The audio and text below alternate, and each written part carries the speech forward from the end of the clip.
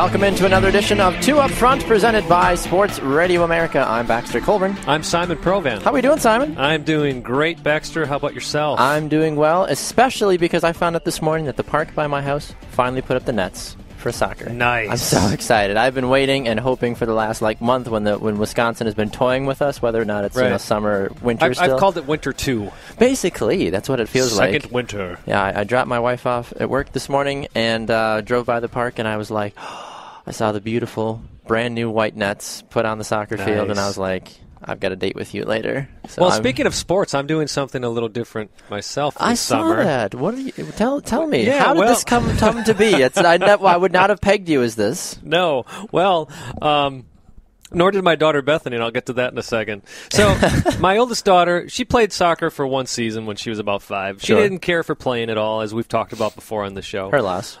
She recently discovered, not recently, for the past couple of summers, she's been playing softball. Oh, okay. And she's been really enjoying it, and I've been enjoying going to the games. Sure. It's a faster-paced game than baseball. Well, I've made the comment to my wife at a couple of games of I'm so glad I'm not coaching. I respect the game of baseball, and actually, when the Brewers do well, I can see how baseball is an exciting sport. Sure. So, but I had said to my wife, I have no idea how to coach this team. Well, I see where this is going. Yeah. So recently, we realized that the coach that she had last summer, he's going to be spread very thin, so he's not coaching this summer. So I put in on the form for registration that, I'll help out with coaching pending my schedule. Sure. Make a long story short, I'm the newest head coach of her. So if you play baseball or softball and you have some tips for me, please send us a message at our Two Up Front Facebook page or email us at our Two Up Front email. I'm going to have to come to games just to watch you coach now. Hey, well, you know me, Baxter. I'm going to dive into this. I'm going to read books. You're going to fully immerse yourself. I don't want to look like that guy that knows nothing about soccer, and it's very obvious he knows nothing about soccer. Is it Will Ferrell and Kicking and Screaming? Right, I think something like that. Yeah, half calf's not a bad idea though. I may go with the half calf. There you go. I like it. Well, we'll have to see exactly what happens. We'll have to follow this over the summer and see how the team is doing. We'll have to have a small exclusive softball segment. Be like, all right, Simon, what's happening on the diamond today? Well, and so this was the thing with Bethany is we were driving to pick my older daughter Grace up from school. And I said, hey, Bethany, guess what? I've been coaching you in soccer. Yeah, I said, well, I'm going to be coaching Grace in softball now, too. And Bethany goes, but, Daddy, you don't know anything about softball. I love a child's honesty. That is the best. Yes, it is. I'm glad she believes in you, though. Yes. Like, what are you doing, Dad? Right. Like, well, thanks. So that's where I'm at. I'm excited to see what happens with that. I think that'll be a lot of fun. We want to take a minute, though, to thank everybody as well for tuning into Two Up Front last Friday on Sports Radio America. You shattered our previous records that we had not only on the network, but our per-episode record as well. We topped over 1,000 listens for the show, and we just want to extend a special thank you to all of you for tuning in, and we hope that you enjoyed what you listened to, and please tell your friends as well about it. You can find us on Sports Radio America on Fridays from 2 to 5 Eastern Time, and you can actually get us on demand on their site as well. They go and cut up all the segments that we do during the show, and you can catch each individual segment as well if you like a certain thing that we did. Like we said, feel free to share it with your friends. We had Christine Nairn on last week from the Washington Spirit.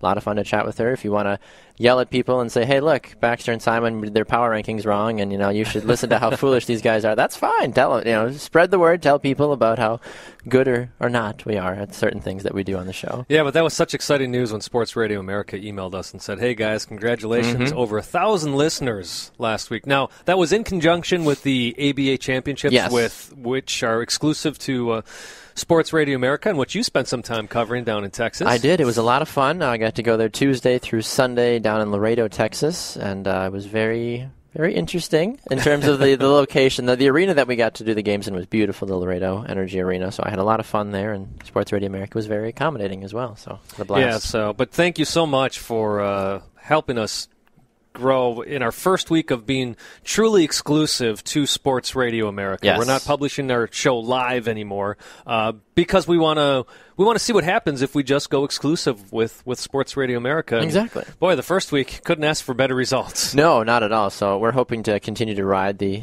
coattails of that and continue to build our brand. Yeah, so make sure you are tuning in to us on Sports Radio America, 1 p.m. on Fridays. That's Central Time, 2 p.m. Eastern.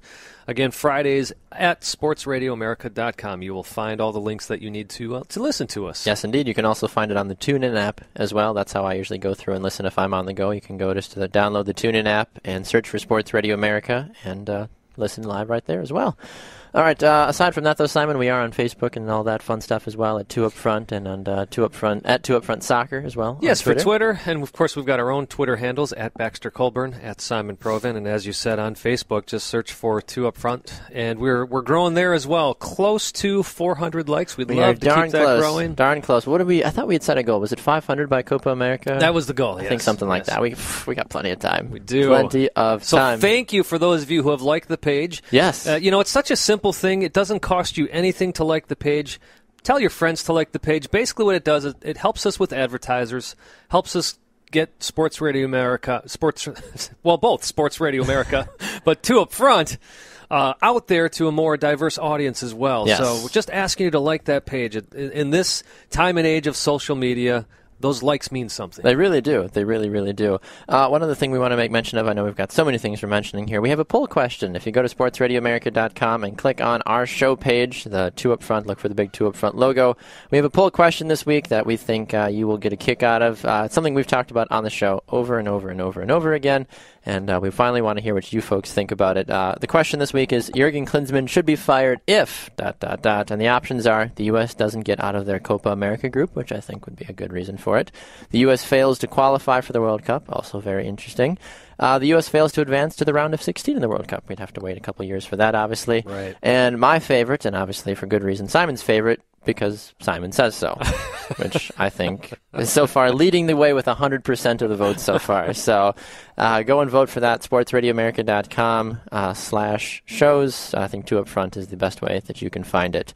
So we're going to jump across over to Europe first before we get going on. Later on in the show, San Jose Earthquakes' Fatai Alashe will be here with us. Yeah, Simon had a chance. Our first MLS... Sorry, Baxter. No, you're fine. Our first MLS active MLS player is what I'm trying to say, that we talked to on this show, which is really exciting. And we'll have that later in the show as well. But there's so much we want to talk about across the pond. So much. The little engine that could. Leicester City continues to roll on. They are doing a good job. They're still in first place, even though Tottenham is doing everything in their power to try to be pesky if they can. Leicester, 72 points. They've played 33 games. Tottenham, 65 points. They've also played 33.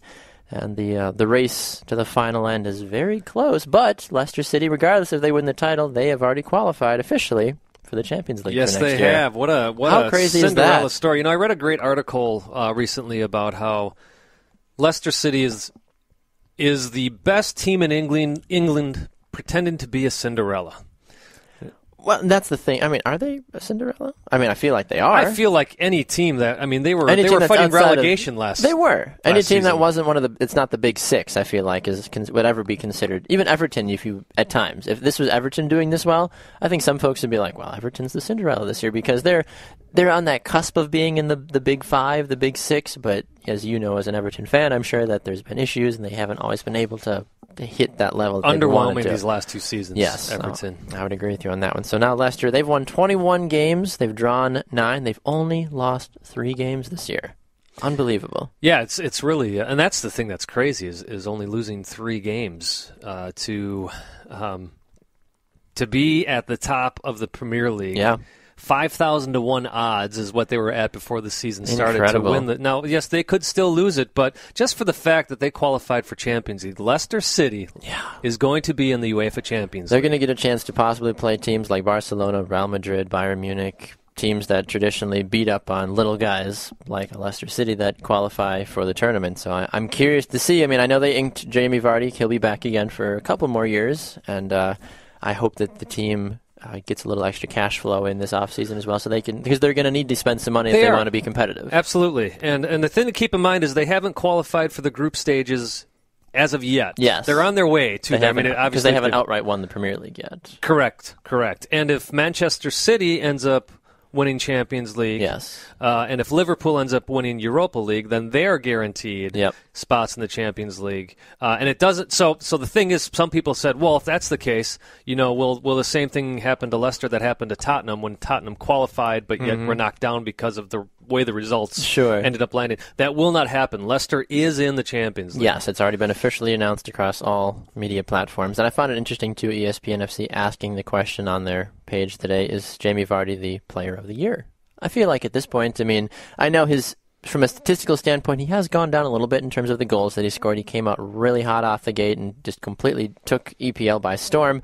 He's still been a very consistent player, and even I think like the England player of the year, if you're looking for someone that encompasses English football for the year, Jamie Vardy is that guy. Yeah, the cool thing about Vardy, too, is the story of Leicester this season kind of follows the story of Vardy. Here was a guy who kind of came out of nowhere, and now he's literally nowhere. Right. He played in the lower tiers of English football for a while, and joins up with Leicester City, one of the worst teams last year in the league, and now look at him. Vardy is on top of the world. Leicester City's on top of the world. Well, at least on top of England. Exactly, yeah. And Vardy had gone a couple games, too, without scoring a goal, but now he's scored 4 goals in the last 5 games. Overall, in terms of between international play and league play as well, he just got a double against Sunderland the other day to propel them to a 2-0 victory over Sunderland. So he's scoring goals. He's got 21 on the year. Probably the clear choice. I don't know who else you would pick to be your player of the year, honestly. Yeah, at this point, no. So congratulations, though, to Jamie Vardy. And a little bit on the flip side here is Manchester United may not even qualify for Europa League at this point. Manchester United should get relegated. Well, they just should. They're only a point ahead of West Ham, and West Ham's been looking pretty decent. So if there ever a year to cheer for West Ham, cheer for those Hammers this year. So it's pretty evident that a United will be in Europe from England, but I wouldn't be surprised if it ends up being West Ham United. Exactly, and that's the thing too that I'm bothered by. And I know this is the whole promotion relegation. They should do the playoffs, blah, blah, blah. We don't have that kind of time to get into this. But that's the one thing that I get always bothered by in the EPL is it's always the same 6 or 7 or 8 teams cycling through those top 5 spots. Well, and that's what makes Leicester City exactly. And that's why I'm clinging on to Leicester this year. Hopeful maybe West Ham sneaks in. Liverpool and Southampton, they would need a lot right to go. Well, the way Man United's been playing, they have an opportunity. Liverpool's got 2 games in hand. Well, they've got 1 game in hand over United, so... maybe, but maybe we don't know if the Klopp cam will be able to do things with that. So switching over to Europa and Champions League. Yeah, speaking of Liverpool, so last game that Liverpool played in Europa League was against Klopp's former club, Borussia Dortmund. Ended up being a 1-1 draw in Borussia. So but what was exciting about this is obviously Klopp returns home. Yes. To his German club, and they had a Klopp cam. Oh my Lord! How do you have? What does a Klopp cam do? I don't know if you remember when Beckham. Can I buy a Klopp cam? Maybe I don't know. Can I look at it on YouTube? Is it like the Eagle cam in DC where you can watch the baby eagles, the baby like Christian Pulisic like sprouting up? I can see him. Right. Like, look, he's so cute. Well, the MLS did the same thing with, or rather, ESPN did the same thing when Beckham came to MLS. They had the Beckham cam. That's right. I remember watching that game. But a good result for Liverpool, 1-1 in that leg at Borussia. So they've set themselves up well to advance to the semifinals of the Europa League. And so Liverpool may not be doing the best in the Premier League, but I think Klopp has a lot of prioritization on the Europa League tournament. Yeah. He even came out and said, this gives us the opportunity to win something. And I think that's what he's looking to do first and foremost, is get some silverware in that trophy case. I'd agree. That has been neglected. I would agree with you on that. By such a storied club on top of that. So we're unfortunately doing the show at a time in which the return leg will happen afterwards. Yes. Which is... taking place, we're recording this on Wednesday, so it'll take place tomorrow. It'll have taken place yesterday if you're listening to it on Friday. So depending on how that return leg goes at Liverpool, maybe we'll have time to talk about the return league on our next show. Hopefully, yeah. We're going to obviously have to update everything as we go forward. I know the Champions League draw is this Friday, barring what happens with the matches that are taking place today, which I think are going to be interesting to say the least. I don't really project too much happening, although if there were ever a game where a team could possibly pull an upset is the Benfica-Bayern Munich game, because Bayern Munich is missing 3 of their important defenders, one of which, whose name is escaping me, forgot his passport. How do you forget your passport? You are a professional player playing in a professional tournament. You travel Europe for your profession. You need that one little book that will get you everywhere in Europe. How do you forget your passport? I don't know, but he's not playing. Can you imagine him? Either was at the the airport, the border, wherever it was, and he's going, Oh, my goodness. How do you not? Every time I leave the house, I check for my wallet, for my keys, and for my cell phone. Every time I leave the house. I can't say, Baxter. I'm terrible with my wallet. I'm terrible with my keys. My wife can attest to all of that. In fact, my mother-in-law bought me a key finder. There you go. See, she's got your back. I love that. I don't know. I don't know if Benfica's got enough in their arsenal to beat Bayern Munich. Bayern Munich, as we know, is just such a dangerous, dangerous team. They won 1-0, so they don't have as big of a deficit to climb if you're Benfica. It's not like a Wolfsburg who were 2-0 over Real Madrid. So Benfica have an opportunity. It's still Bayern Munich, though. It's still Bayern Munich. It would be a historic upset should Benfica take down Bayern Munich. Yeah, I don't know. I would love to see it just for the fact of I think it would make for some really great, some good media coverage, obviously, to see Benfica knock down a giant. And the rumor right now, though, too, is that since Manchester City won, which we can get to in a moment, they won their match 1-0 thanks to Kevin De Bruyne. That if Bayern Munich win and Man City, now that they've won, that the soccer gods would make it happen, that they would get drawn to play each other in the semifinals, so that way Pellegrini, the man on his way out, would have to face Guardiola, the man coming in. Right, of course. Because that's just how it would happen That's to work. how it would happen, Which would also probably mean that the La Liga giants would have to face each other as well, because we don't have enough of El Clasico over the years. Speaking of the La Liga giants, my goodness, Ronaldo, beast mode as one what a terrific stated. Performance from him. A hat-trick. So Wolfsburg comes into the game up 2-0, and within 2 minutes, not 2 minutes of the game, but in I believe it was the 17th and 19th minutes, Ronaldo scores 2 goals. Yes, it was absolutely incredible. And if there is one player, aside from Lionel Messi, that we would assume that would do that in a short amount of time, Ronaldo is the guy to do that. I mean, he looked angry last night. He looked angry, and he put that anger in the right place with a hat-trick. He's the wrong guy to make mad, honestly. I mean, because he'll physically show it. I don't think Messi's the type of guy that is going to show his anger. I feel like he's just too calm and collected. But Messi is the guy who, if he's mad, you're going to know. You're going to see it on his face. He's very much an actor. I feel like he does a little extra embellishment for the camera as well at home. Sure. But and Messi, he's good at hiding stuff, including his income and all that. But, tax evasion. But when we were talking before the show, you wanted to make mention, though, of the first goal and how disappointed you were. There's no reason. Absolutely no reason. If you've seen the video, if you've seen the highlights, I mean, you have to credit, you as a forward, as a coach, I'm sure you would have been like, hey, you did your job, Ronaldo. You've crashed the box. You followed the shot. That's exactly what you're supposed to do. But I believe it was Marcelo that whipped that ball in from the right side. He had 4 Wolfsburg guys in front of him. Not 1, not 2, not 3, 4 players in between him and Ronaldo. Somehow that ball got through all 4 Wolfsburg's players, and Ronaldo was like, oh, look, dink, tapped it in, goal. Yeah, there's no excuse for that. You give a player of that caliber that opportunity, it's going to go in the goal every time. Maybe somebody else, of a lower caliber misses, maybe. Sure. Or even a guy like maybe Benzema might not have made that, but a guy like Ronaldo who was playing possessed going into that night, and I feel like he and Zidane probably had a little chat before the game saying, look, we're down 2-0, we're going to feed you, and we're going to feed you, and we're going to feed you. We're at home, the fans are going to get behind you, we're going to go crazy, and sure enough. That's what it is. That's a magical performance. But as I told you, though, too, off air, Ronaldo after the game saying, it wasn't my best game. Yeah, which is scary. Wouldn't you love to score a hat-trick in a Champions League game and go, yeah, it was okay? Now, again, going back to your point, you wonder if that's just some of the theatricality of Ronaldo. A little bit, I feel like. But in the other game, we were talking about Man City taking down Paris Saint-Germain. This is the first time, I don't know if you realize this, Baxter, this is the first time a Premier League club is in the semifinals since 2012. Wow. 2012. Okay. So Man City representing the Premier League. Good for them. They came into this game tied 2-2. Of course, Man City had those 2 away goals. But Kevin De Bruyne, beautiful goal. Curves, again, talk about slicing through some players. Yeah. I think it curved through 3 or 4 Saint-Germain players into the left side of the net. It was a beautiful goal, beautiful strike that he collected with his left foot, cut it in, struck it with his right foot, bam, into the goal. Man City going on to the semifinals of UEFA Champions League. And I feel like from the World Cup now to where he is, I feel like he still is horribly underrated. Horribly underrated. Yeah, I agree.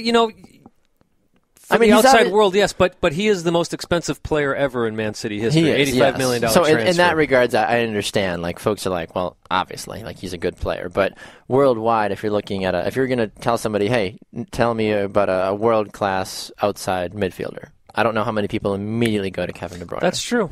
You Although know? that goal last night will help with that. Oh, I agree. I completely agree. I mean, he got an 8.5 match rating according to WhoScored.com last night, the best on the team. So congratulations to him.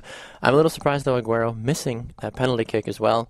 So Manchester City had an opportunity to win this game 2-0, and Aguero missed it. Aguero's been a whole other type of player, I feel like, recently. But, yes. Missing that penalty kick in the 29th minute, and then finally De Bruyne, though, with that goal in the 75th minute. So he got it back for him. He did. And De Bruyne, you almost wonder how does he feel for Wolfsburg, his former club. I was going to say, I'm like, that's his former club right there. I don't know. That's always one of the things you wonder about, too. I mean, I'm glad that he left Wolfsburg for a bigger opportunity, especially with a team that I feel like, not that he wasn't appreciated at Wolfsburg, but I feel like at Manchester City he is the focal point of what's going on because they're just looking for anybody right now that's going to step up. They are, and listen, in reality, it's a bigger club. Great run for Wolfsburg in the Champions League, but it doesn't get much bigger than Man City at this point. I agree. All right, we're going to go to a break. When we come back, our NWSL Spotlight will be here. We're going to take a look at the upcoming season, talk about the new website, and the U.S. women doing some crazy things to the old poor Colombia. We'll talk about that and more when we come back on Two Up Front on Sports Radio America.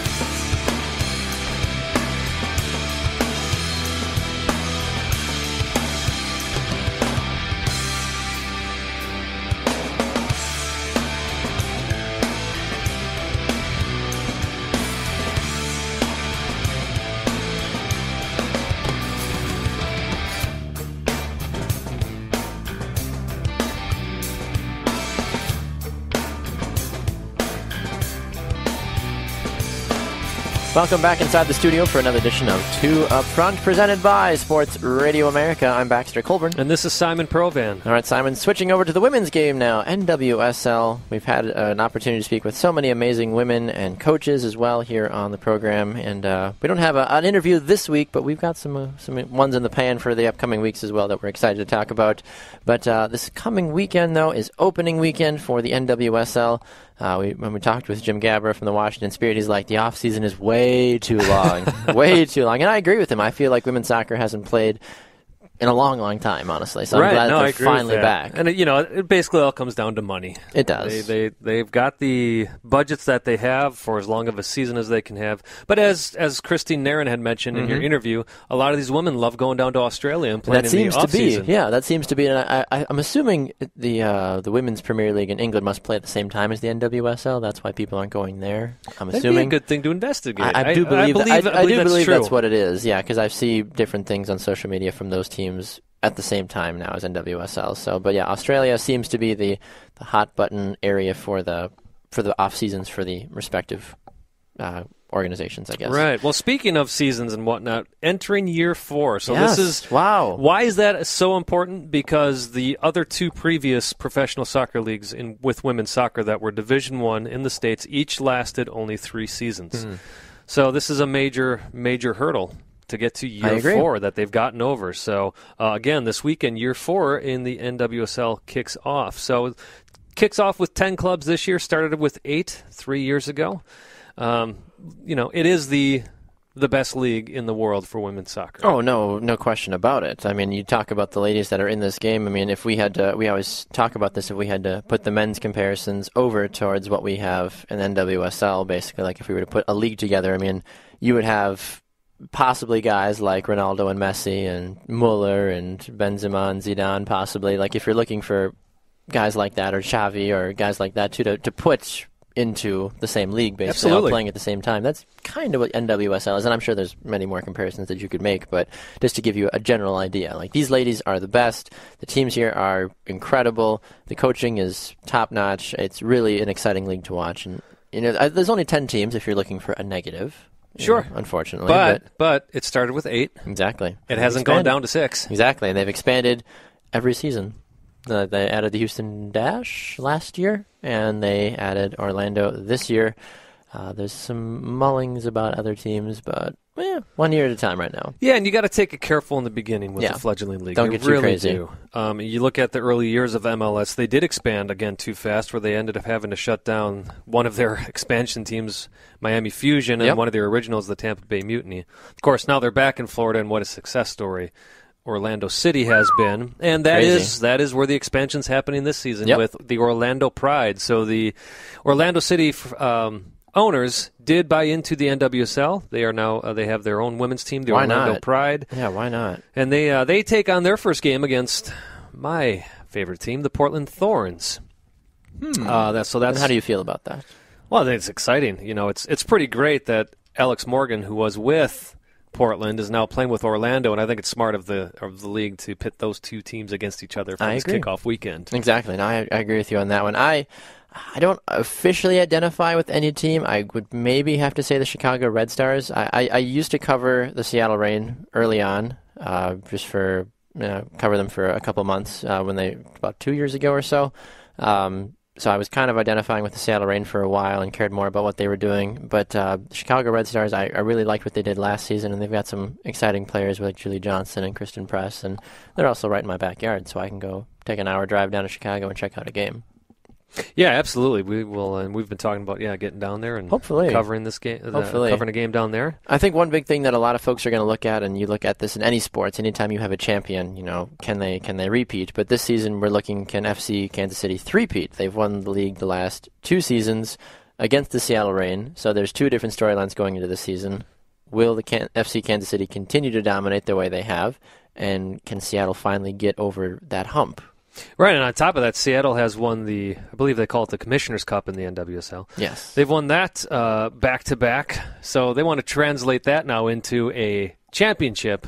The Shield? The Shield. But as Chris Brakely says, it's just a piece of paper in a box or whatever. But you don't get to keep the trophy. Right. So stupid. Budgets! Make another trophy! How expensive can they be? I will make you one. You heard it here, folks. Baxter Colburn. He's going to make the Metal NWSL. Craftsman. I will weld a trophy for the NWSL Supporter Shield. I will put some Sharpies and I'll go into the shop and just... Well, going back to the teams here, what I'm interested to see is with FC Kansas City and Seattle Reign duking this out, is there going to be another club that actually sneaks in there? Well, that's what Chicago was last year. But I think the league is hoping that Orlando is that team this year, because you put a couple stars like Ashlyn Harris, you put... Caitlin Kyle on there, you put Alex Morgan on there as well. It certainly opens the door for an opportunity. But at the same time, Liana Sanderson as well. There's some really intriguing ladies on this Orlando team that could make them be a high-flight team.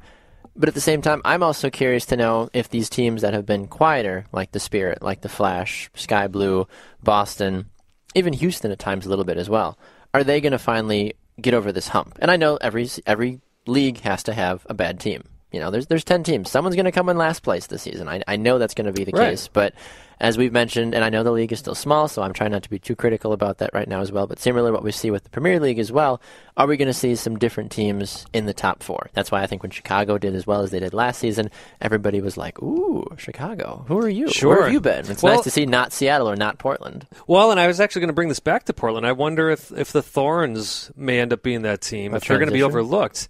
Well, I think they may get overlooked, and they're going to take advantage of that. They brought in Mark Parsons to replace Paul Riley, who's now with the Western New York Flash. He's brought in some great players. Of course, there was the trade that happened with Alex Morgan to Orlando Pride. But with that, they've got Lindsey Horan. They've got Klingenberg as a defender, one of the stalwarts in the game. Nice rookie in Emily Sonnet, who's been spending a lot of time with the U.S. women's national team. So we'll see. And they also have Raquel Rodriguez, who plays for Costa Rica and has been scoring goals like crazy for them as well. So Portland, could be a team that sneaks in there as well, and that's what makes this season so exciting about the NWSL. Agreed. No, I completely agree with you on that one. FC Kansas City's been that quiet giant the last couple of years. I'm curious to see what they're going to do, because they don't blow you out of the water. They don't say, hey, we are better than any of you. We're going to do whatever we want. No, they do their job. They do a good job about it, and we'll see what ends up coming from it, honestly. So I'm excited to see what they do, but as I mentioned, I want to see teams like Boston, like Sky Blue, that have been kind of the lower half, the relegation zone, as you were, and see what they can do going forward. Yeah, and the great thing, as much as we say, well, there's only 10 teams, one of the cool things about a 10-team league is no matter where you finish last year, you can make a big jump in the standings. True. That is true, and I think that really puts it into perspective at times for some of these ladies, too, that are on these newer teams. Speaking of putting things into perspective, the U.S. women's national team continuing to assert themselves, saying, hey, guys, we're really good at what we do. And once again, they do that. They toppled Colombia 3-0 into a sold-out crowd over this last weekend in Pennsylvania. The team, no matter who lines up, no matter what happens, somebody's going to do well. And Tobin Heath and Julie Johnston have been really catalysts of that attack recently. They sure have, and this comes off of a 10-1 win over Colombia just recently as well. And curious enough, that 10-1 win actually got quite high ratings on U.S. Soccer. I believe it was over 600,000 viewers, making it the most watched U.S. game of 2016, even outpacing the men in their few games that they've had. I don't blame them for that. No, the men haven't been fun to watch this year. Why would you watch those games? The women. It's a good point, Baxter. Yeah. Good point. I will always, if I have an opportunity to watch, unless it's USA Mexico, I'm going to 99% of the time choose a U.S. women's game to watch over a men's game. That's just how I'm at right now. Because the U.S. women play good, fun, exciting soccer. They do, and yes, there's the argument that there's not as many good women's teams out there, which I get that. Yes. But we're just talking about the on-the-field product right now. Yeah. I do watch every single men's game. And there's not as much controversy about who's going to be in the lineup. Right. Will the back four be the same? Who's going to be played out of position? Not only that, right, it's the players that are played out of position. Speaking of which, there's a poll on our website, if you haven't heard. Yes. When or should Jurgen Klinsmann be fired? Now. But we're focusing on women's soccer right now. Sorry to pull away from that. Fun fact for real fast, and I feel bad saying this, but Bruce Arena got asked the other day if he would consider taking the U.S. national team job again. He said, yeah. Yeah, and he also came out and said that he doesn't like to talk bad about a current U.S. men's national team coach, because it's like the former president talking bad about the current commander-in-chief.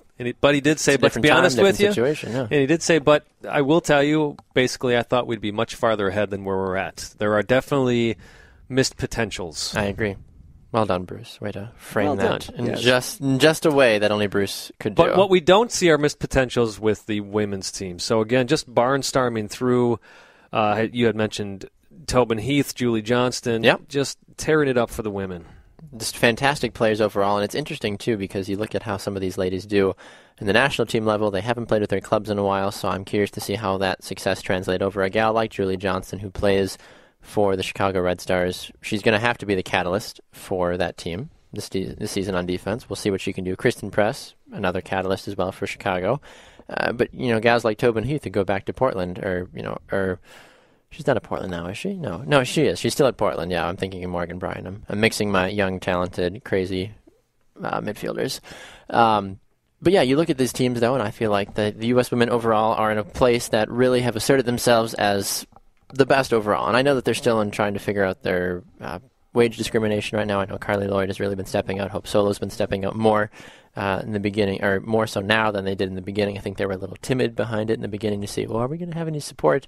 And all these people have come out to support them. And now Hope Solo, almost every post that I've seen, at least on her Facebook, has something to do with wage discrimination, something to do with, women deserve better, etc. And I'm like, Okay, I get it. We got the point there. The things Sure. they're rolling, but as you've mentioned, I found it was interesting too. I chatted with Peter Wild a couple of weeks ago, just in a gathering that I saw him, and he said they signed the CBA. That's true. That's a great point. That's on them, kind of a thing, basically. Well, and that's something that actually Landon Donovan had backhandedly mentioned as well, because he said, "Women, I support you. Remember, these are things you can hammer out in a collective bargaining agreement." Exactly, and that's the thing too. Like, that's the biggest argument against them. Anytime you see somebody new post something, like I go through and I read the comments on it, or from a player or whatever, and people are like, "But you signed the CBAs. But you signed the CBAs." I'm like, that's true, they did. So you want equal pay. We want, we live in a time where, especially with the highest product like the women are doing right now, they do deserve something like that. Well, and at the same time, remembering this now is that, yes, they signed the CBA, but there were almost legal things there were legal things going on with the CBA as well. No, I agree. That they had not signed one for a number of years, and that they were operating on an old one. And in a way, it was also to protect themselves of, the U.S. Soccer could come at them and say, "We don't have a signed agreement. We don't have to pay you for anything." Exactly. And so it is a rock and a hard place. They wouldn't do that because they know I think they would lose a ton of money if they lost. If Carly Lloyd and some of these gals just up and said, "I'm done," well, that's one of the things on the table right now. Yeah, they know they're going to lose so much money though. U.S. Soccer, if they lose some of their big names, they're going to see a significant drop in revenue that they would bring in, especially with the Olympics right around the corner. Well, and that's what I was going to say, is that's been put on the table, is they may boycott, the women's team may boycott the Olympics. Which would be crazy, especially after you taking the World Cup winners. You already don't have Japan in this tournament to begin with as well, too, so you talk about high-quality teams. If the U.S. drops out as well, that's going to just significantly take away from the entire women's Olympics as a whole, I feel like. Right. And now it's those specific women that can boycott, but the U.S. could still send a team. They could. But now you've got these young athletes who are going to go, wait, do I take this opportunity, or is it solidarity where we don't go? But you look at, like you said, some of those younger gals. We've talked to Sam Mewis on the show a couple of weeks ago, too, and she idolizes gals like Becky Sauerbrunn and stuff. Like, you want to find favor in those ladies' eyes. But if you're a young gal, you get a chance, like, hey, you're going to be on the 18 going down to Rio. We've got gals between the ages of basically 18 and 24 or whatever going down because we can't get some of these bigger things. Are you going to be shunned now by those veterans? Be like, hey, you're a woman. You should stand up for yourself, But at the same time, you're like, but my career. Right. Olympics. Well, in the early days of MLS, there was basically a strike with the U.S. men's national team, and one of the players who wasn't represented by the MLS Players Union, that was strike one against him, but strike two was he chose to go with the U.S. team to wherever they were playing. It was Mark Dodd of the former Dallas Burn. He was a goalkeeper. Sure. And he had mentioned about how he was uncomfortable but he was shunned in his locker room. He was shunned on the field. None of the players would shake his hand after games because of those two things. Ridiculous. And it is a bit high schoolish. I kind of understand it, but most of me just thinks, come on, guys, everybody's got to make their own choices. I agree. No, I completely agree with you on that one. So we'll keep you informed as we hear more about what the women decide to do going forward. I know Carly Lloyd right now, she came out this week saying, we are tired of being treated like second-class citizens. If you look at the financial side, yes. They're treated like world-class superstars everywhere else from being paid, with the terms of how they're being paid. But if you're Carly Lloyd, you have Nike in your back pocket as an endorsement. That's true. Yeah. So I think she's doing okay. But well, and that is where you go, is Nike paying you the same amount that they're paying probably not the men's soccer players, If so, okay, sure. she's got a lot to stand on there. If not, well, let's be honest, there's perhaps a bit of hypocrisy there. I agree. All right, we're going to go to a break. When we come back, San Jose Earthquakes' Fatai Alashe will be here with us. Don't miss that interview. Back on 2 Up Front right after this.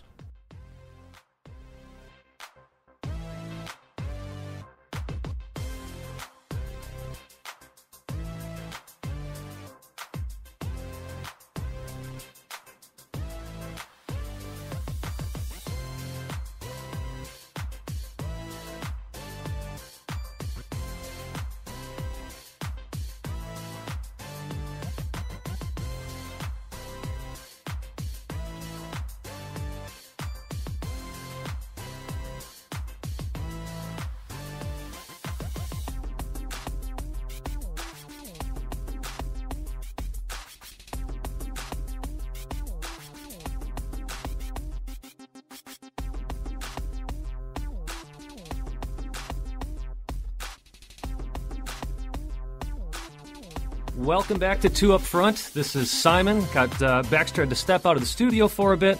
And I am here with a very special guest today, Fatai Alashe. Fatai of the San Jose Earthquakes, welcome to the show. Thank you, man. Appreciate it. Thanks for having me on. Absolutely. So, Fatai, you've got a pretty good start there with the Earthquakes this season in MLS. But, of course, before the season started, you were dealing with an injury. Just wondering how you're doing with your recovery. Looks like it's going well, but just like to get an update. Yeah, definitely. I'm doing a lot better now. Obviously it was a long preseason with the surgery and whatnot, but I'm starting to get back into things. Got to play in the last few games, so that was obviously really positive for us.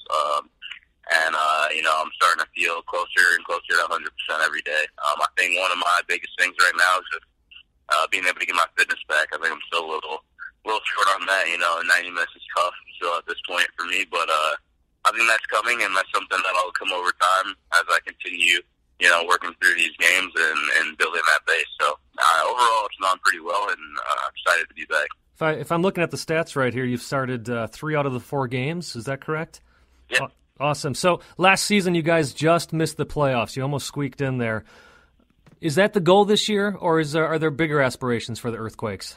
I think every year we set our goals pretty high. I think we don't just want to, sneak into the playoffs. We want to go into the playoffs as a high seed, possibly win the Western Conference regular season. So I think last year we were pretty close to, like you said, sneaking into the playoffs. But this year we're definitely going to want to, solidify ourselves into the playoffs as early as possible, and hopefully going with some momentum. Speaking of the Earthquakes, you've got some history with them, not just with playing, but you got the first goal ever at Avaya Stadium. How cool is that to be, you'll always be linked to that historic moment? Yeah, it's pretty crazy. I mean, I think, it's one of the things that I didn't really realize at first. Right when I scored the goal, I remember, obviously I was happy because it was my first professional goal. But it wasn't until after the game someone mentioned, hey, that was first goal in Avaya Stadium, and I really thought about it, and I was like, wow, that's crazy. That's history. That's something that'll, always be remembered. And I think, especially this past week with the 20th anniversary of the MLS and how important all that's been, and you kind of see all this big talk around the history of things with the league, and it kind of opens up your eyes a bit to some of those cool achievements that you don't really think about on a normal day. Yeah, what's crazy, Fatai, is I've actually been following the league since day one. I remember clearly Eric Winalda's goal for when they were then called the Clash. So it's pretty, as a guy, I'm my late 30s. It's pretty awesome to see how the league has grown. But on top of that, not just the growth of the league itself, but to see young players like yourself, you're only 22 years old, excelling in this league. It really, it's an exciting thing to see. And speaking of being young, I'm just curious about this. You spent some time with the U23 Portland Timbers, and just wondering if you ever had talks with them as far as coming into the league. Of course, you were drafted really high. You were 4th overall in the Super Draft. But was there ever a conversation between you and the Timbers as far as trying to join up with them, perhaps as a homegrown player? No, I never talked to them about that. Never talked to them about anything at the draft. I kind of played there for my U23 time PDL in the summer between my senior year in school, and then after that, that was the end of it. And never really dove deeper into that route. Hey, speaking of college, so you played at Michigan State. I actually had an older brother that played with Wisconsin, so it's always good to see some Big Ten representation in the league. Yeah. You and the other Big Ten players ever talk about of course, the good old days for you are still just a couple of years ago. But any conversations off the field with all, a bunch of players from Indiana, of course, in the league? Yeah. My roommate Tommy Thompson from the team as well.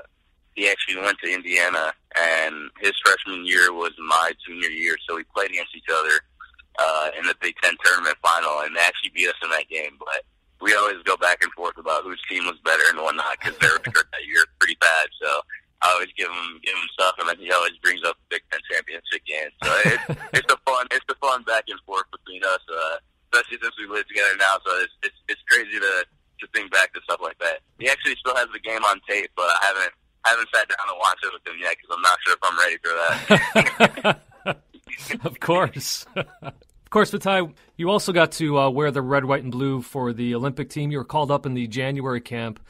Just curious about your experience. Obviously, you were injured for the second leg of the Olympics, if I have that right. But more curious about your time in camp with Jurgen Klinsmann and what the future might hold for you with the U.S. national team.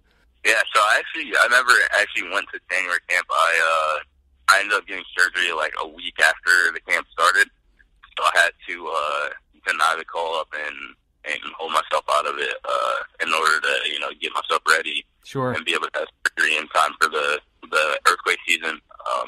So that was a little bit disappointing. Obviously, you get an opportunity like that, you would like to at least be able to go and see what you can do, test yourself, against some of the best players in the country. But that's something that try to stay positive about, and hopefully there will be more January camps out there for me to be able to go to and see how that goes in the future. Yeah, well, sorry to bring up a sore topic there. Of course, you were just reading here as well that you had to deny that call up, but still, what an honor to be wearing the red, white, and blue and at least be looked at for that camp. And I'm pretty confident we'll see you. I mean, you're a fun player to watch, highly skilled. You're a great example of an American player.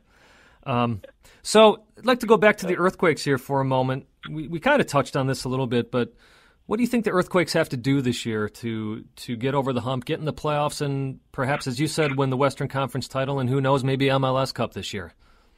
Yeah, I think we've definitely had a good start to the year so far. I think if we can continue doing some of the things that we're doing right now, we should have no problem, getting into the playoffs. It's just about, kind of maintaining that level of play throughout the year. Obviously it's a pretty long season, so, you're going to have ups and downs. You're going to have runs where maybe you're not winning too many games, and then runs where you're winning a ton of games, and you kind of got to keep an even keel throughout those different stretches of the season. I think if we can continue playing the way we are now, trying to possess the ball a bit, definitely looking to get create some more attacking opportunities, I think we'll end up doing pretty well. All right. I got to ask you, too, how is it? You've got some international players on your team. Of course, Chris Wondolowski, the first one to come to mind. Bingham's been getting called up as well. But you also got some other international players on there. Oh, my goodness. I'm sorry, I'm blanking here. Player from Honduras. Yeah, Victor's on the team, Anibal, yes. Alberto, all those guys, Simon, Dawkins. Right, and of course, international guys, and Marvel Wynn as well has spent some time with the national team. Clarence Goodson, yeah. Yep, exactly. So, what do you learn from those guys when you're playing with them day in, day out in training, game day, whatnot? Yeah, those guys are all great players. I mean, I think there's a lot to learn from those guys. I think they're all very intelligent players. They're really smart. You can tell that they've played in a lot of big games over their years. I think the biggest thing is just seeing the way that they train every day, the way they take care of their bodies, even after training. It's one of those things that's very important and something that is helpful if you learn from a young age and can kind of build those habits early when you're young and then continue that throughout your career. I think all those guys do a great job with that stuff. They're great professionals and, definitely role models for all of us young guys. Well, that's a great note to end on, Fatai. Again, thank you for taking time to talk to us here on 2 Up Front. Wish you the best with the MLS season. And I'm hoping to actually get out there myself for the MLS All-Star Game, and perhaps we'll see you there. Absolutely. Thank you so much, sir. Thank you. Have a great day. All right, you too. That was Fatai Alashe from the San Jose Earthquakes. Current young player, 22 years old, that's already starting in MLS. Getting over an injury, as you heard him say, and a great honor to speak with him. So thank you again, Fatai Alashe, for coming out and speaking to us at 2 Up Front. We'll take a break, and when we come back, we got some more exciting stuff to talk about. You are listening to 2 Up Front.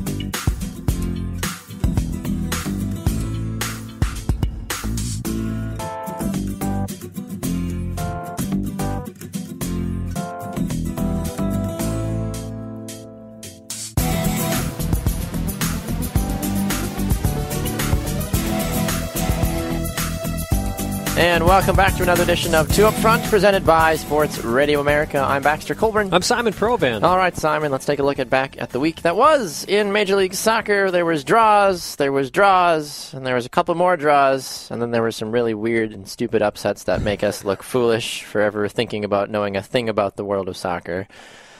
I really don't like Philadelphia. I'm going to just start right there with that. Philadelphia, they beat Orlando 2-1 this last weekend, but at the same time, when we picked Orlando to win this game, we can't be mad about that free kick that won the game, ultimately, for Philadelphia. It was a beautiful free kick. It was well placed. If you, as a free kicker, sure, that's a word, you're told to put the ball where the goalie's not. That's exactly what he did. He got a little help from the post. Still counts. Still a goal. Philadelphia emerges victorious. Victorious. I need to drink more coffee. There you go, drink more coffee. You know, part of it, too, is, of course, Orlando didn't have Kyle Larin. Sure. You realize how much this team misses him when he's not on the field. Yes. Unless he plays for Canada, then we don't know if he's on the field. That's true. God, he's so bad for Canada. It's so weird. Well, anyway. He's still young. He's still young. If you are a goal-scoring machine. What he has working in his favor is that he is young, and he doesn't have the same talent around him when he's on the Canadian national team as he does in Orlando. He doesn't have Kaká and those other Espanol guys helping him out. Philadelphia, they win 2-1. I mean, what are we going to really say about it? Philadelphia, good for you. Neither of us chose you to win, but, thanks for messing with us. Montreal and... You sound a little bitter about this, Baxter. Never! I just don't like Philadelphia, and the fact that they continue to do good things just makes me mad. Anyway, Montreal, they beat Columbus 2-0. Things continue to go from bad to worse for Columbus. They still have yet to win a game this year. They are now the Seattle Sounders of this week, at least. Yes, well, Greg Berhalter did come out and say, kind of like Aaron Rodgers a couple seasons with the Packers when he spelled RELAX to the fans. He said, we're getting there, we're settling in. It's not as bad as it looks, which... It's bad. It's really bad right now, Mr. Berhalter. They are the worst team in the league. You have to be fairly bad. But how about this? Montreal getting goals from Hussein Kamara and Kyle Becker.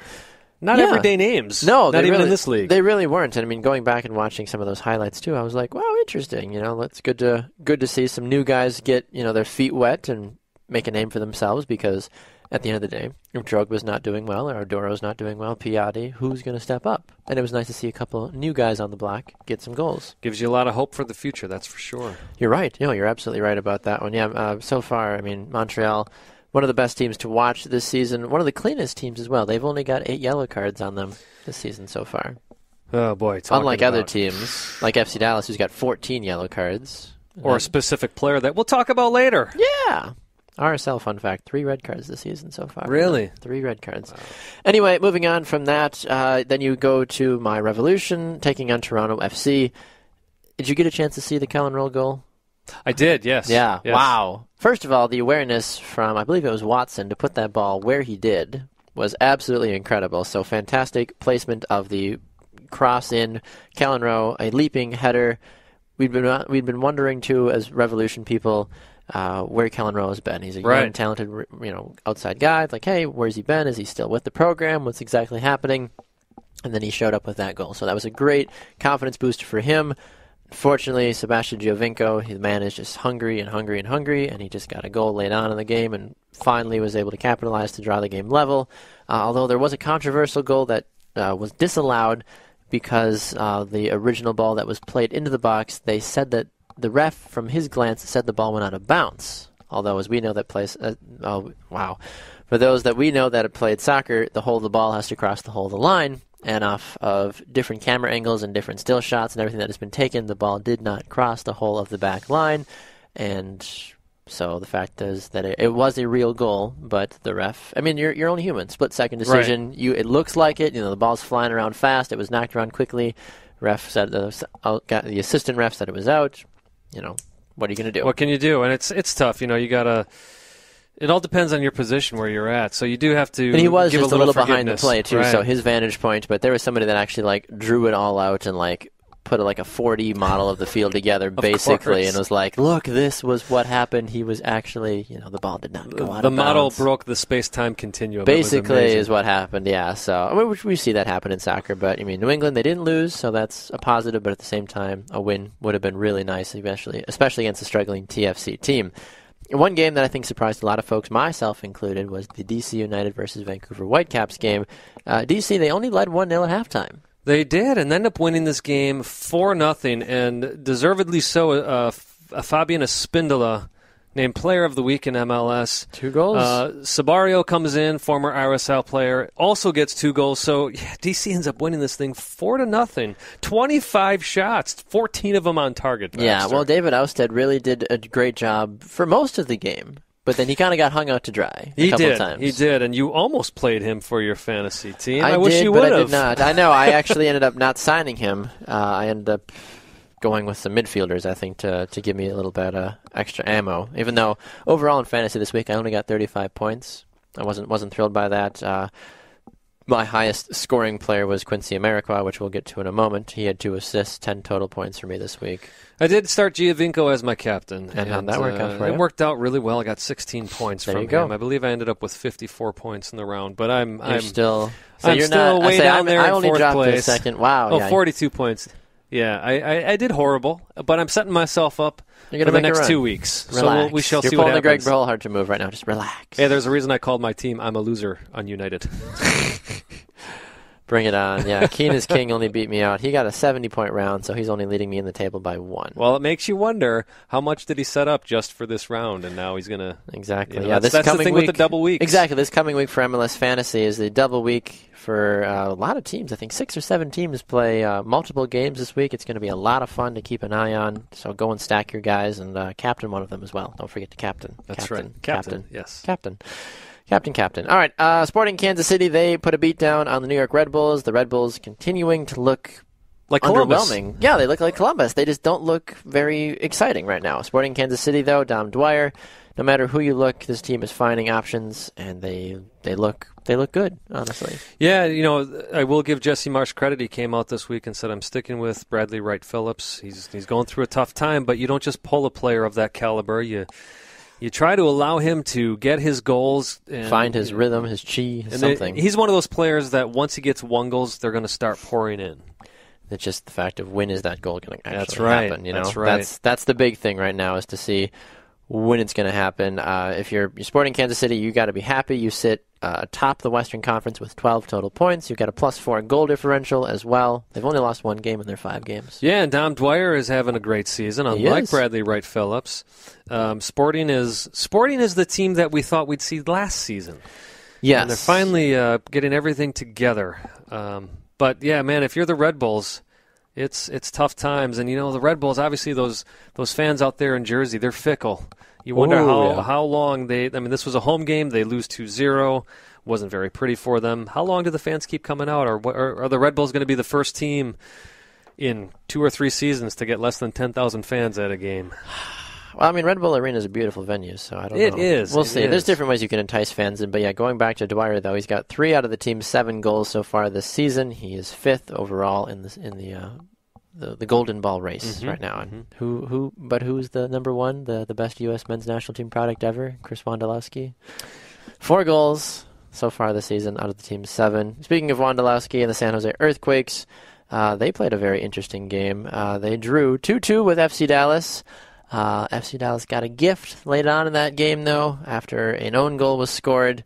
That kind of canceled out the dominance that that San Jose had done. But good play, though, from Fabian Castillo and Mauro Diaz for FC Dallas to really drive home that last own goal, basically, for the team.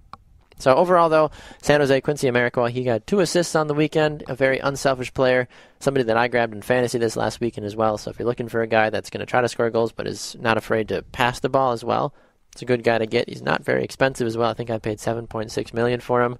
And he was my highest scoring player this last week. Just to clarify, Diaz was not in this game. Diaz. There was a different Diaz, I think, then, because I heard the name Diaz. Maybe Gruzo?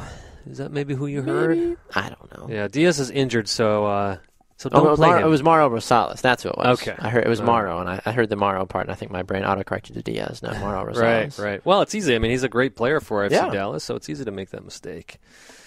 Other scores we got here, Baxter. RSL beating Colorado. Yeah. Yao Plata just doing what a forward is supposed to do. He followed the ball. There was miscommunication in the back. And he did you see the dance moves that he put on after the fact? It was Yes, I did. Kind of weird.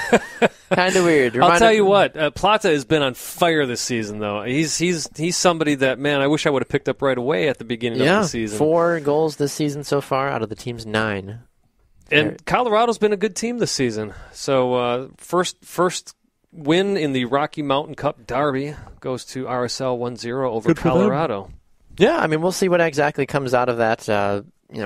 Right now, Yao Plata, a guy in fantasy, if you're thinking about going and getting for it, if you want to spend a little bit of money, that's actually been consistent. Yes. Not a bad guy to go and get. I might think about him in the coming weeks, depending on what some of my other guys do, depending on what Kyle Larin and some of those other folk do, if he comes back from injury or not. Houston and Seattle, I got a chance to watch about 20 minutes of this game as I was in the airport waiting to get back to Wisconsin here. And I didn't see the goal from Chad Marshall. I heard it sent Seattle into a doozy, though, that they were thrilled by the header that he scored. But it was basically a lot of ping pong going on, and just right place, right time. Right place, right. Well, he got in there and put that ball in the back of the net when he should have, but it was right before the final whistle. So talk about a heartbreak for the Houston Dynamo. Yeah, and they were really looking forward to doing, getting back to their winning ways as well. But either way, though, good job for Seattle, I guess, if you want to say something nice about them. They're trying to continue to get back on the right track, and getting a draw at a place against a team like Houston is a good way to do it. Yeah, Houston's been playing quite well this season, so they are. It was a good draw for Seattle. That's the type of game that can actually send you into a nice winning streak, or at least unbeaten streak. Exactly. Speaking of unbeaten, on winning, on everything, basically, NYCFC and Chicago played a boring, meaningless game. They drew 0-0. NYCFC had really hoped for an opportunity to steal a victory against a struggling Chicago team, but that ended up not being the case in this game. I have nothing to say about this game, Baxter. 19 total shots for the Fire, it looks like. No, 19 shots for NYCFC to Chicago's 8. They controlled the possession. They looked like the better team overall. And they just couldn't do it. Nope. Just couldn't do it. No, couldn't do it. The game that we do need to talk about. Yes. Galaxy and Portland. Not for the 1-1 draw. Not for the Nat Borcher's own goal. But because every fear that we had about Nigel de Jong, or is it de Jong? I think it's de Jong. Sure. Came to take place in this game. It was a clean tackle. So it wasn't. Before this game, interesting, Stu Holden was talking about on Fox Sports 1 about how Nigel came up to him before the game, actually sought him out and apologized for basically ending his career. Yeah, which is very commendable. Right. So then he goes out and does a shameful tackle on Darlington Nagbe, who now is sprained. He's out for at least one game, maybe longer. Yeah. De Jong comes out and says, well, no, I really was going for the ball. But when you watch this replay, he picks up his foot and he stomps down on Darlington Nagbe. Yeah, it's one of those situations where you... But look, here's the deal. Yeah. When this signing happened, both of us had said, this is terrible. This is not the type of player the league needs. No. Other people came out and said, well, let's give him a chance. This is what happens when you give a player like this a chance. He goes out and injures. It doesn't matter if it's one of the best players or one of the worst players. It just happens to be one of the best players and one of the best midfielders in the league. And I'm not just saying that because Nagbe's a Timbers player. Oh, I know. I'm saying I agree. No, I completely agree. Because it was disgusting. It was. No, it was very disgusting. It was one of those things for the league that you sit there and you're like, why did we do that? Why? I mean, but you're not going to tell a player no, unless he had like a huge off-field incidents. Like there's certain things like your league can't deny a player like De Jong. Yes, he's a dirty player, but he hasn't killed somebody. He hasn't done anything off the field that would have been like, don't want you. He's killed a couple of careers. He has, yes. But actually, I'm going to take issue with that. Okay. The owners, the way this league is set up, yes, the owners actually can say no to a player. Oh, well, that is interesting. I did not know that. Yeah. But why would you say no from MLS perspective if you're trying to build the international audience and bringing in a guy like De Jong where he's known around the world? I understand. And what my reply is going to be is, yeah, you might bring him in to build the league, but meanwhile he's destroying players. Yeah, exactly. Stu Holden's ACL and everything else are like, stop! But here's the other issue with it. Now, Alex Chapman, who was the center ref for this game, he is one of my favorite refs in MLS, and I think he's one of the better ones. Yep, we've talked about him before. He sees this happen. He's right there. How does he not give a red card? for this incident. Well, one of the things we've talked about many times, and we joke about it, we always go back to the NFL as well about what's a catch in the NFL, what's a red card in soccer nowadays, across all facets. And that's one thing I'll say is MLS refs have been doing a good job with being a bit consistent with their red cards. So with this season specifically, how this one ended up just being a yellow is beyond me. And you know what made it even more upset is how after the play, Nigel picks up the ball saying, I got the ball. Yeah. But you go back and watch it. You know, if you're gonna sit there and say you're sorry to Stu Holden beforehand, well, I don't happen, think he went out though knowing that he was going to try to destroy. No, but my Darlington. point is, you know what you did in that moment. Sure. Now don't try to oversell it that you got the ball first. I agree. I'm just saying the timing of it. The timing of it was of course, ridiculous. and I've been the victim of that before in terms of the one that's committed the foul because I've got long legs, I've got size 13 feet, I've clipped a couple 100 people in my days and gotten those yellow cards and fouls called on me, even though in my mind, and I probably understand what DeJong was doing, saying, look, I was going for the ball, I never meant to hurt anybody, or you clip the ball barely, but you get more of the player's foot or leg or whatever, and then that's what the ref sees. Yes. My rebuttal to that with this specific situation is, how many times do you say, "Hey, I was just going for I wasn't going out to injure somebody"? There's certain times like we've seen guys like Jermaine Jones wreck somebody. Like that was on purpose. Mm-hmm. I don't think DeJong was purposely trying to take a guy out like Nagbe. I'm going to disagree with you on this one. I just don't feel like that was his intent going into that situation. Like, I'm going to just train wreck Nagbe right here, get the ball. I think his team was already winning at that point. Why would you? No, they were losing. Were they Portland losing at that? up. Oh, that's right. You're right. So, but nevertheless, even still, though, how do you continue to be that reckless of? How do you not know how to control your body anymore? But he's an older guy, though. At that point, though, I mean, that's the thing about the retirement league, though, too. At that spot, yeah, you can look at it from that aspect and be like, well, he's an older guy. He's not as good as he used to be. But even still, when he was as good as he used to be, too, he still liked to do it. And some guys, and I've played with different players, throughout my career as well, too, that they're just always hard hitters, no matter what. They're just going to hit you. This is what I'm saying is, to me, there's a difference between a hard hitter and a dirty player. Sure. And to me, he is a dirty player. That's it. Okay. Yeah, interestingly enough, too, I mean, you look at the teams across MLS, too, in terms of, like, who are the dirtiest teams, I guess, as we've been looking, especially with all the red cards that have been going on this season as well, too. As I mentioned briefly in passing, RSL, 9 yellow cards, 3 red cards so far this season. DC United has 14 yellow cards. Colorado has 14 yellow cards. Vancouver and New England both have 10 and 9, respectively. So the cards are getting handed out in an abundance, but it's just trying to find the right teams and which teams actually are very aggressive overall, though. And looking at both home and away right now, LA is not in the top 5 in either category of cards dished out. So take that for what it's worth. Sure. Well, there should be another red card on that stat that wasn't handed out. Well, we talk about that weekly, though, in terms of, what's a red card, what's a yellow card. I mean, we need to come to a common ground, I feel like, in the league, but it's so hard, though, too, at a quick moment. I mean, LA, though, they have had 11 yellow cards issued to them so far this season. The one thing I go back to is we've seen plenty of studs-up tackles that have been given red cards already this season. Yeah. And that was one of the league mandates. It doesn't get much more studs up than this. I agree. So. No, I completely agree with you on that one. DeJong, he's got 2 yellow cards on the season so far. Van Dam, he's got 3. So you can see some of the new guys that have been brought in that are trying to figure out the league have been the most penalized so far for a team like LA.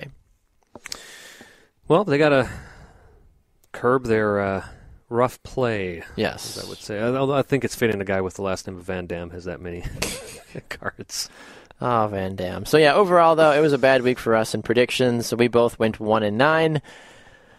So, with that being said, I improved to 18-38 on the year. You improved to 17-39 on the year. Can we call that an improvement, or is that? I think statistically, it's actually. Yeah, we didn't do that good overall. So we look ahead to this week. 13 total games going on this week. It's an MLS bevy. 3 games taking place tonight, the day of recording on Wednesday. So by the time you hear this on Friday, there will be a couple in the bag. So looking across the board, we'll start with Sporting Kansas City and Colorado. Simon, who are you starting with? I'm going with Sporting Kansas City on this one. It's at home in Sporting in Kansas City, Kansas, by the way. Yes. And after not the beatdown. Colorado they're doing well in their midfield. They're doing well in their defense. They got to figure out the last third. Sure. No, I agree with you on that one. Yeah, SKC's got my vote on this one as well. I think they are playing at another level right now and probably the hottest team in MLS right now. Portland and FC Dallas, what about that? Yeah, I've got, even though this game's in Portland, they're dealing with injuries. I've got FC Dallas, who's also dealing with injuries. Yeah. But I got the old burn. The old burn. I'm feeling the burn of Dallas. There we go. For this game. Feeling the burn of FC Dallas. Oh, good. If everybody shows up to the game, we will win the game. Good. Well done, FC Dallas. Yeah, I've got FC Dallas winning this game, too. I listen to too much talk radio. I've heard Bernie's voice way too many times. I don't like it. It's basically what he sounds like, though. Game 3, San Jose and the Red Bulls. I have San Jose winning this game. Yeah, I've got San Jose as well. Do the Red Bulls, Red Bulls are one of the teams this week that have a double. Same with Portland as well. You always wonder about the early week games, how that translates to the rest of the week, especially depending on who they play. And some of these teams that have doubles this week have a brutal schedule, too, depending on who you look at. Portland being one of those teams where they play San Jose and FC Dallas. Yes. Yep. Both of those games are home, though, so they have that on their side. Right. But it still makes you wonder, you know? Yeah, and you've got Kouarsi in the back, but you still are without Ridgewell. You're still, Borchers doesn't have his partner in crime. Now they're obviously dealing with a Nagbe, Nagbe-less midfield is what I'm trying to say. Yes. So Portland's just got a lot that they're dealing with to try to win any of these games. I agree. So, yeah, we both have San Jose beating out the Red Bulls. Houston and L.A., you're going with who in this one? I've got Houston. This is at home in Houston. Houston's been playing well. L.A. is still actually dealing with a number of injuries. Yes. So I'm picking the Dynamo on this one. I'm going to go with L.A. on this one. I think they are on a better level right now. I know that we keep talking about, we'll see who shows up. We'll see what happens. L.A.'s only got one game this week. Houston does as well, but LA against Houston, I'm hoping that they get the right guys on the field, that we can kind of move past this De Jong thing and we can just move forward, and LA can get a much needed victory right now with their season the way it's been going. Chicago and Montreal, traditionally a game that nobody cares about, but with Montreal though playing the way they have been, a game you want to at least give a look at because of how well they've been playing. Yeah, though Chicago's goalkeeper. It's not Sean Johnson. I'm blanking right now. Sure it is. Anyways, it usually is. But he's out right now. Yes. Yeah. I don't know. Anyways, their backup's been playing incredibly well. You saw the shots that he handled against New York City FC. I'm going to go with a draw on this one. Interesting. Okay. I've got Montreal winning this game. I think that because we saw a couple other guys get on the score sheet this last week and really prove that anybody is capable of scoring in Montreal, and Chicago also doesn't have a turf field, so Drogba will hopefully be playing this week also. That's true. I like Montreal taking the victory in this one. DC United and Toronto FC. Traditionally, I don't like DC United, but in this sense, I'm going to try to ride the wave for a little bit if I can with them and pick them to beat Toronto this upcoming game. How about you? Yeah, who do I have here? I've got TFC. I think that's one of those deals. I'm not a believer in DC United. I'm actually not a believer in either of these clubs. Baxter, I got to change my pick. I got to go with the draw on this one. Interesting. Okay. Yeah, I'm going to go with the draw. That's fine. Just as I sit here and reason through all of this, DC looked fantastic this last game. Who was it they beat? Vancouver? Yeah, 4-0. Yeah, Vancouver hasn't looked good, so I don't know how much stock to put in that. True. That win this week. Yeah, I agree with you on that one. NYCFC and Columbus. I'm going to try to go with Greg Berhalter this week and just see if that's something that he can. I feel like Columbus has an opportunity to beat a struggling NYCFC team. I agree with you. I got Columbus in this one too. Okay, Colorado and the Red Bulls. Go ahead. No, go ahead. Interesting pick. Again, I talked about how Colorado's got things pretty much figured out in the back. They've got things figured out in the midfield. Marco Papa's having a great season. It's that forward position. Powers, by the way, is also a nice fantasy pickup for those of you playing fantasy. It's the final third, but I think Colorado has a better chance in this than New York does, so I'm going with Colorado. I'm going to take a draw this week, actually, for those two teams. I know it doesn't happen very often that I pick draws, but Colorado and Red Bulls, because they're both kind of struggling at the moment, I think this could be a game where maybe we do see a Bradley Wright Phillips score a goal, but then a Marco Papa or somebody for Colorado equalize late for them. RSL in Vancouver. RSL, maybe aside from SKC, the hottest team in the league right now. Yes. Probably is. And going up against a Vancouver team that really only has David Ousted right now because Pedro Morales, some of those other guys haven't shown up recently. So I've got RSL winning this game. I do as well. Yeah, Vancouver's not been looking good. Of course, you got Plata. That's just... Yeah. On fire. How do you argue against a guy like Cal Plotkin? Yeah. You know, he's doing fantastic so far for them, and RSL is my no concern pick of the week, basically. This next game, though, is interesting. Seattle and Philadelphia. Seattle coming off a late draw, so you thought maybe they might be revitalized going forward. Which, by the way, I went back and reviewed the film. Chad Marshall scored with his right foot, not with his head. Okay, in that Houston I thought game. it was his head for some reason. Maybe not. Well, it's because it's Chad Marshall. You expect him exactly, to yeah, maybe that's why. And then Philadelphia, they're coming off a 2-1 victory over Orlando as well, off a great free kick. With that, I hate doing this, but I'm going to take Philly in this game as my upset for the week. Yeah, I'm actually going with a draw on this one, too. Seattle, I think this last game is going to propel them a bit forward, but Philly's looking really good right now. So, again, I'm looking this as a bit of a wash, so taking the draw. And you have to look at it, too, from the fact that Philly's coming from the East Coast all the way to Seattle on the West Coast as well. Some tired legs long might trip. play some a factor into that as well. Portland and San Jose, the second of their 2-game series this week. For Portland, they play FC Dallas, as we mentioned tonight, Wednesday. Then they take on San Jose. San Jose is going to give them a lot of trouble now, especially with no Nagbe in the midfield. What do you think about it as a Portland fan looking at this? I've got San Jose taking this one. Okay. You've got Chris Wondolowski, who's been very consistent with his goals. Americo has been great with feeding him those balls. The rest of the team's looking really good. Portland is looking poor. Traditionally, this time of year, they don't do well. I got to go with San Jose.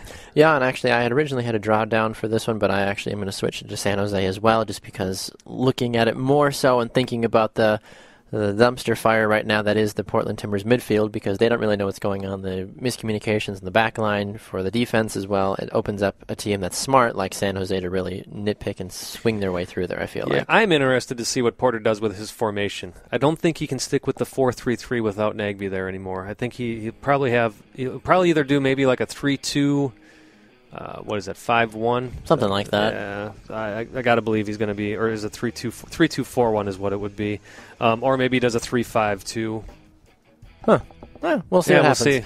We'll see. Orlando and the Revs quickly. I've got the Revs going down to Orlando for their victory. Orlando's strong at home. The Revs are a strong team right now. I'm going with the draw. Okay, and then the big game that I'm sure all eyes will be on, FC Dallas and Sporting Kansas City duking it out. I've got Dom Dwyer and the boys of SKC taking home the victory. And I see this ending the same way that the FC Dallas San Jose game did, with a draw. Interesting. An own goal, maybe. Maybe. Hopefully not. Matt Beasler. All right, we're going to go to a break. We'll come back. We'll wrap up the show. We'll do some power rankings, some I Believes, and whatever else happens on Two Up Front. Back right after this on Sports Radio America.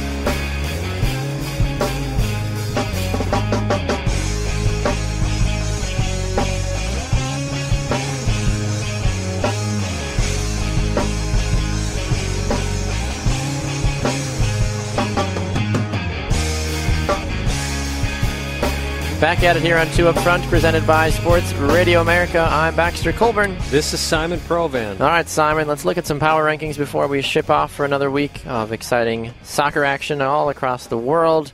Power rankings. Who'd you have last week, real quick, through your top five? Through my top five, I had Orlando City number 1, FC Dallas number 2, Houston number 3, RSL number 4, and the Revs number 5. Interesting. And me last week. That's good English, Baxter. Wow, why am I in broadcasting? I had the Revs at 5, SKC at 4, RSL at 3, Orlando at 2, and FC Dallas at 1. And now it's entirely different this week. It is.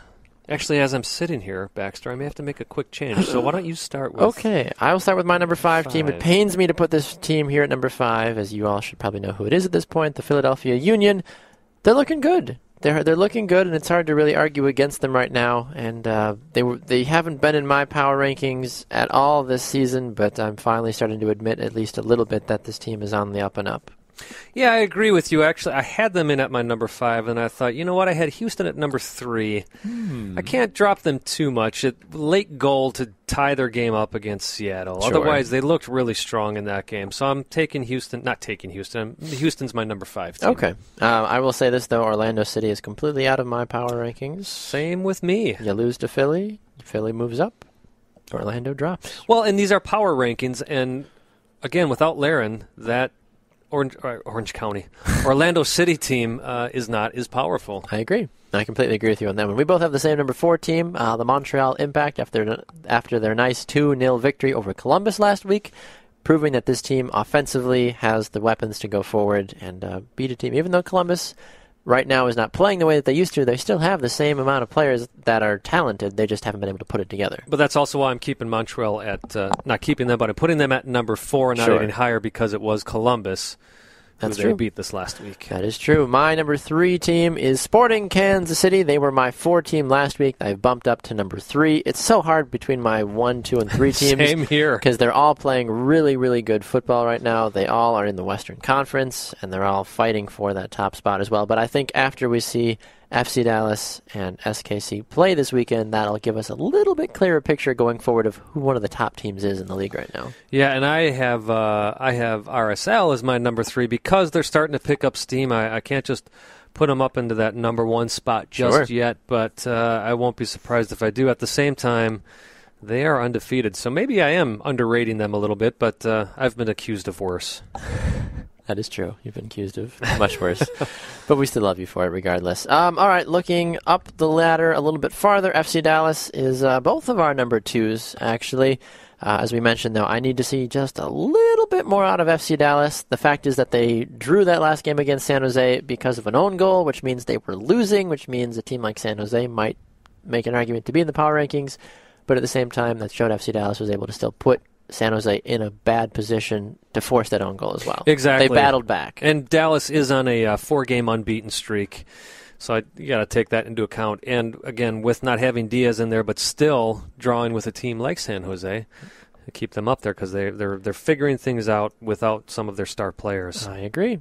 My number 1 is a team that has been dancing and dancing and dancing. That is RSL, like Yel Plata. He's number 1. RSL's number 1. They jump up from 3 to 1 in my power rankings this week. But honestly, that line between 1 and 3 in my power rankings is razor thin. And honestly, I mean, RSL just happened to be the team this week for me that I gave number 1. Yeah, I'm kind of arguing with myself here too because Sporting Kansas City was undefeated until they played Real Salt Lake. Yeah. Losing that game 2-1, but they did come back with that nice 2-0 win over the Red Bulls. Again, who are the Red Bulls right now? I'm not really sure, but that was an away game. So I like to see the strong bounce back that Sporting had, which is why I put them at my number 1 spot this week. Very interesting. But as you said, it's a raise. It's more like A1 and AB. It really is right now. Those AD, top A2. A1 and B1. Oh my God. Are we at the end of our show yet? Because I feel like I think we are very close to it. If not, we should be at the end. We'll cut it early this week. Holy cow. You'll just edit that out of there, right? Yeah. Fix it in post. No big deal. I won't fix it. Anyway, so let us know your thoughts about it. You can find us on Facebook and Twitter at 2UpFront on Facebook, 2UpFront Soccer on Twitter as well. Let us know what your power rankings are as well. And we'd love to hear from you guys. So, time for some I Believe, Simon? Yeah, it's time for some I Believe. Cool.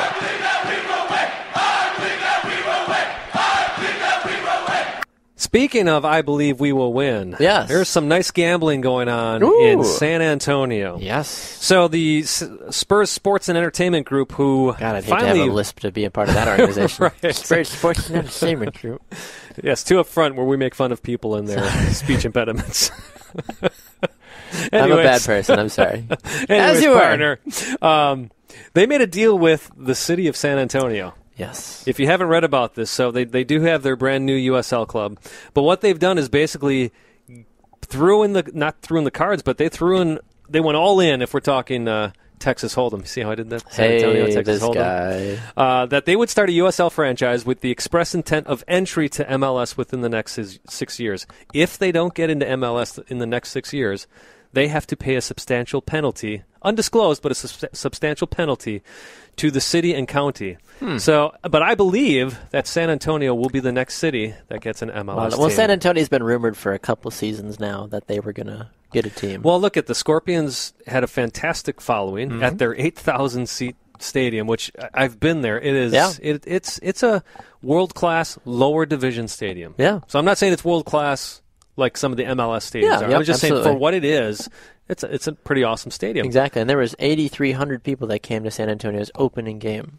You know, I've got a friend that's interning right now with San Antonio, and she's been saying that it's just incredible. Well, I think this is a smart move by the ownership group to say, "Hey, MLS, look what we're doing. We're even gambling to do this." And they're USL too. You know, they didn't put it all into we want to be an ASL. No, they want to be an MLS team, so they know that USL is the proper route to go. At to this make point, that yes, because they were an NASL team before before this coming season. Yes. Here. I'm excited. I'm excited to see what San Antonio does, honestly. And with the way the game has grown, I think Texas is big enough that they can have You can have teams. 7 teams in Texas. They would never see each other, honestly. So for me, I believe that this upcoming season of NWSL will be a landmark one for them. I believe we will see a different champion than FC Kansas City. What about regular season? Do you think Seattle Reign repeats, or? They're bringing back most everybody, but they're not going to have Megan Rapinoe for a little bit of it. So we'll see if that plays a factor early on for them once she comes back from her injury. We'll see. All right. Well, this has been another exciting edition of Two Up Front, presented by Sports Radio America. Remember, Fridays, 2 to 5 Eastern Time on sportsradioamerica.com and on the TuneIn app. You can listen to us. And you can follow us on social media as well, Simon. Well, you can. On Facebook, we are Two Up Front. Just search Two Up Front in that little search field there on Facebook. We'll pop up. Make sure to give our page a like. We're increasing those, and we'd love to see more of them. Yeah. We are on Twitter at Two Up Front Soccer, at Baxter Colburn, at Simon Provan. Yes, indeed. Special thanks to San Jose Earthquakes' Fatai Alashe for stopping by and spending some time with us. We've got some exciting news to get to in the next couple weeks, and we are excited to see where Two Up Front continues to grow. Thank you to all of you that have tuned in on Sports Radio America. And remember, you can get the show on demand as well on their site. After it airs on Fridays, they've got a little thing if you go to our show page on Sports Radio America. And what time does it air on Fridays? 2 to 5 p.m. Eastern Time. That's the number 2-5 p.m. on sportsradioamerica.com. Tell your friends, tell your family, tell anybody that loves the beautiful game. And even if they don't, we might be able to convince them to like it. Absolutely. All right, he's Simon Provan. I'm Baxter Colburn, with our manager being the one above. We are Two Up Front.